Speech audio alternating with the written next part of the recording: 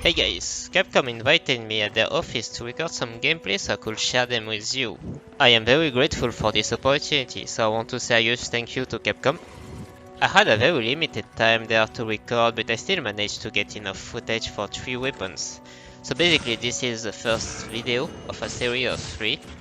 These videos will not be an in-depth analysis, but rather a quick overview of the main difference this weapon have with the previous iterations, mainly with World Iceborne and Rise Sunbreak.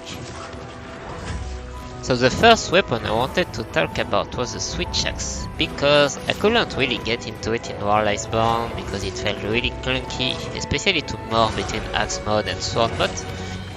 However, it was one of the weapons that got the best upgrade in my opinion in Rise Sunbreak, that it almost became my main weapon. So obviously, I was very curious about how the weapon will turn out in Wilds. Basically, most of the combo remained the same.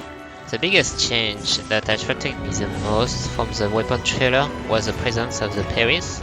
There are 2 of them, one in Axe mode, which is called the Offset Rising Slash, and one in Sword mode, which is called the Counter Rising Slash. From my very limited experience so far, I would say that the Sword mode parry is way easier to pull off, while the Axe mode parry is more rewarding. But more important than that, the Sword mode parry really feels natural and is the flow of your combo, as you can just hit with your sword, and when the monster is about to hit you, you can smoothly counter.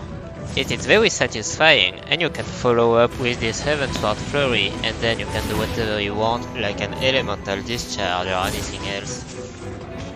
On the other hand, the Offset Rising Slash of the Axe mode didn't seem natural to me. Instead of having it within a combo, I felt like if I really wanted to pull this counter off, I had to just stand still and wait for the monster to hit me. It didn't help as well that the 2 counters don't have the same input. One is circle plus triangle, the other one is R2 plus triangle. So for our first quest, it was hard to not mix them up. After this move, you can do 2 types of follow-up, either a heavy slam or a morph slash.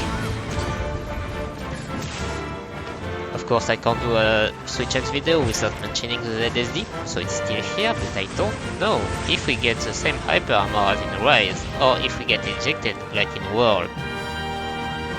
And last thing I wanted to talk about is the Focus Strike. There are 2 different Focus Strike animations for the Switch Axe.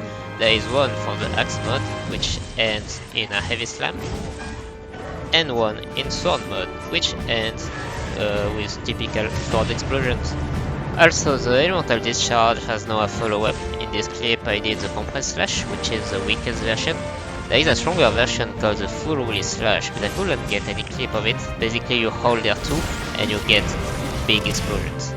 Overall, I want to say that Switch Axe is going to be a very fun weapon to play in Wilds. Thank you for watching this video, and see you next time.